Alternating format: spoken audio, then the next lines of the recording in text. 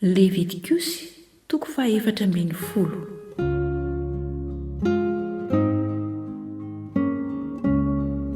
Ny amin'ny fanadiovana ny boka.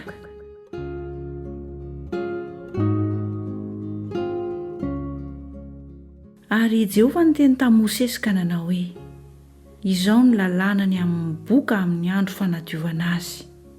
Entina ny amin'ny mpisorona izy, dia hivoaka eny ivelan'ny toby ny mpisorona ka hizaha azy. Ary raha hitany fa sitrana amin'ny habokany ny boka, dia vorona roa velona sady madio, sy hazo sedera, sy jaky ary sopa no hasain'ny mpisorona alaina ho an'ilay diovina. Ary hasain'ny ho vonoina ny vorona anankiray eo ambonin'ny vilany tany izay misy rano nalaina tamin'ny rano mandeha. Ary alainy ny vorona velona sy ny hazo sedera sy ny jaky ary ny sopa, dia atsobony ireo mba amin'ny vorona velona eo amin'ny ranon'ny vorona izay novonoina teo ambonin'ny rano nalaina tamin'ny rano mandeha. Dia ho fafazany impito ilay diovina ho afaka amin'ny habokany ka ataony hoe madio. Ary alefany ny vorona velona. Ary ilay diovina dia anasany fitafiany sy anaratra ny volondohany rehetra. Ary andro amin'ny rano ka adio izy. Ary rehefa afaka izany dia akeo an-toby izy, kanefa hitoetra eny ivelan'ilay hafotoana. Ary amin'ny andro fahafito dia anaratra ny volony rehetra izy, na ny volondohany, na ny somony, na ny manjamasony. Ny volony rehetra ho aratany avokoa, ary anasany fitafiana izy, sady handro amin'ny rano dia adio izy. Ary amin'ny andro fahavalo dia aka zanak'ondro lahy roa tsy misy kilema izy, ary zanak'ondro vavy iray tsy misy kilema izay iray taona. Ary koba tsara toto telo ampahafolon'ny efa voaharo diloilo ho fanatitra hohanina, ary diloilo iray loga. Ary ny mpisorona izay manadio ilay lehilahy diovina dia metraka azy sy ireo zavatra ireo eo anatrehan'i Jehovah eo anoloan'ny varavaran'ny trano ilay fionana. Dia aka ny zanak'ondro lahy iray ny mpisorona, ka hanatitra azy ho fanatim-panonerana mba amin'ny diloilo iray loga, ka evaevany ho fanatitra evaeva eo anatrehan'i Jehovah. Ary amon'ny zanak'ondro lahy eo amin'ny famonoana ny fanatitra noho ny ota sy fanatitra dorana izy, dia eo amin'ny fitoerana masina. Fa ho an'ny mpisorona ny fanatitra noho ny ota, toy ny fanatim-panonerana, masina dia masina izany. Dia angalan'ny mpisorona ny ranon'ny fanatim-panonerana, ka ho tenitena ny tendron'ny ravitsofina ankavanan'ilay diovina, sy ny ankibe tanany ankavanana ary ny ankibe tongony ankavanana. Ary ny diloilo iray loga dia angalan'ny mpisorona ka ahidiny eo am-pelantanany ankavia. Dia atsoboky ny mpisorona ny fanondrony ankavanana eo amin'ny diloilo izay eo am-pelantanany ankavia, ka afafy ny impito eo anatrehan'i Jehovah. Ary ny diloilo sisa eo am-pelantanany dia anentena ny mpisorona ny tendron'ny ravitsofina ankavanan'ilay diovina sy ny ankibe tanany ankavanana ary ny ankibe tongony ankavanana eo amin'ilay nasiany ranon'ny fanatim-panonerana. Ary ny diloilo mbola sisa eo am-pelantanan'ny mpisorona dia ataony amin'ny lohan'ilay diovina, ary hanao fanavotana ho azy eo anatrehan'i Jehovah ny mpisorona. Ary ny mpisorona dia anatitra ny fanatiny noho ny ota, ka hanao fanavotana ho an'ilay diovina ahafahany amin'ny fahalotony. Ary rehefa afaka izany dia amono ny fanatitra dorana izy. Ary ny mpisorona dia anatitra ny fanatitra dorana sy ny fanatitra hohanina eo ambonin'ny alitara, ka hanao fanavotana ho an'ilay olona diovina, dia adio izy. Fa raha malahelo kosa izy ka tsy tratry ny ananany izany, dia hitondra zanak'ondro iray atao fanatim-panonerana aevaeva izy, hanaovana fanavotana ho azy. Ary koba tsara toto iray ampahafolon'ny efa voaharo diloilo atao fanatitra hohanina sy diloilo iray loga, ary tomoina roa na zanabory mailala roa arak'izay tratriny ny ananany, ka ny anankiray atao fanatitra noho ny ota ary ny anankiray atao fanatitra dorana.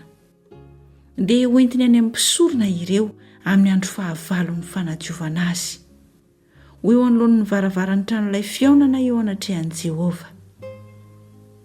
Dia ho raisin'ny mpisorona ny zanak'ondry lahy izay atao fanatim-panonerana sy ny diloilo iray loga, ka evaeva no fanatitra evaeva eo anatrehan'i Jehovah.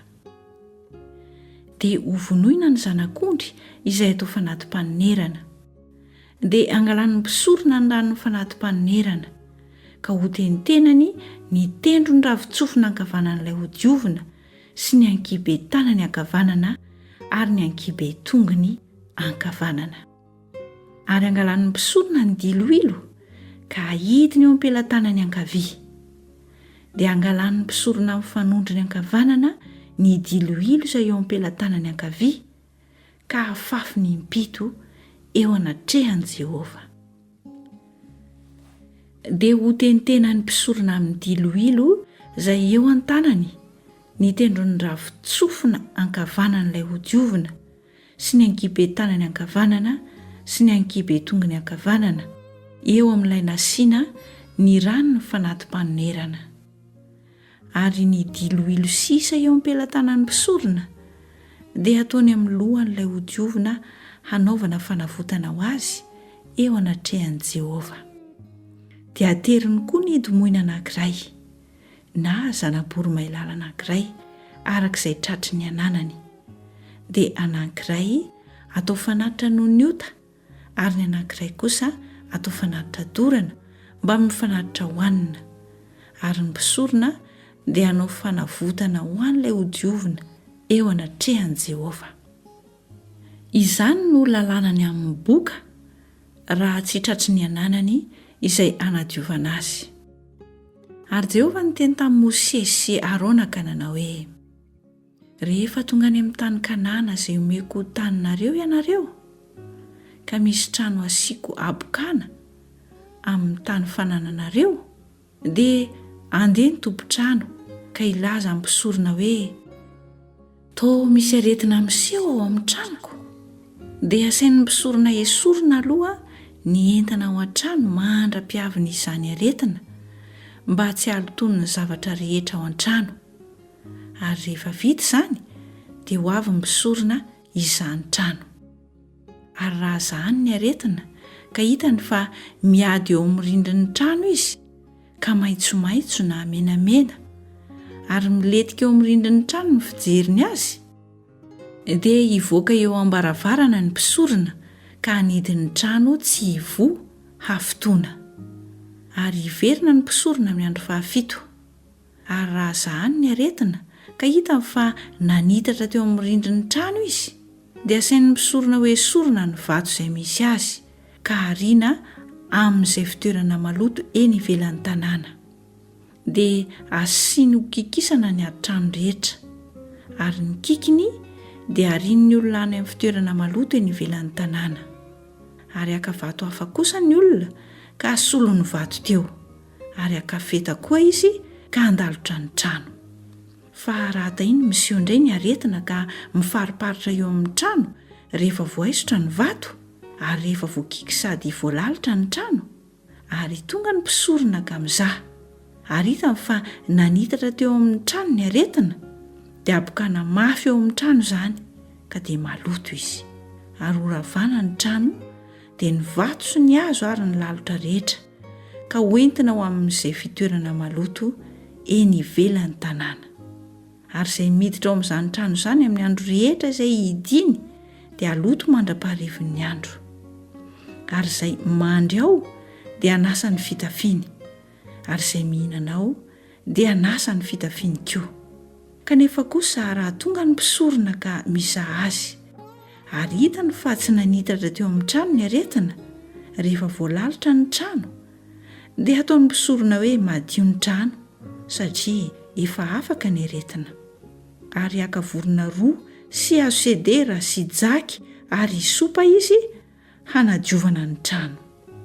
Dia hovonoiny eo ambonin'ny ivelan'ny tany izay misy rano nalaina tamin'ny rano mandeha ny vorona anankiray.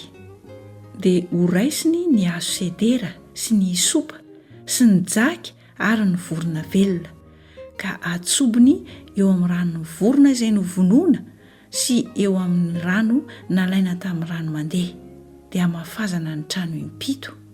Dia anadio ny trano amin'ny ranon'ny vorona izy, sy amin'ny rano nalaina tamin'ny rano mandeha, sy amin'ny vorona velona, sy amin'ny hazo sedera, sy amin'ny sopa ary amin'ny jaky.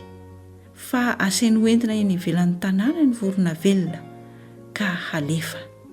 Dia hanao fanavotana ho an'ny trano izy, ka dia hadio izany. Izany no lalànany amin'ny habokana rehetra sy ny kongonina, ary amin'ny habokana amin'ny fitafiana sy amin'ny trano, ary ny amin'ny mamontsina sy ny manako-pery, ary ny faritra fotsy mangirana, ary amin'ny mpianatra ahalalàna ny andro ahadiovana sy ny andro ahalotoana. Izany no lalànany amin'ny habokana.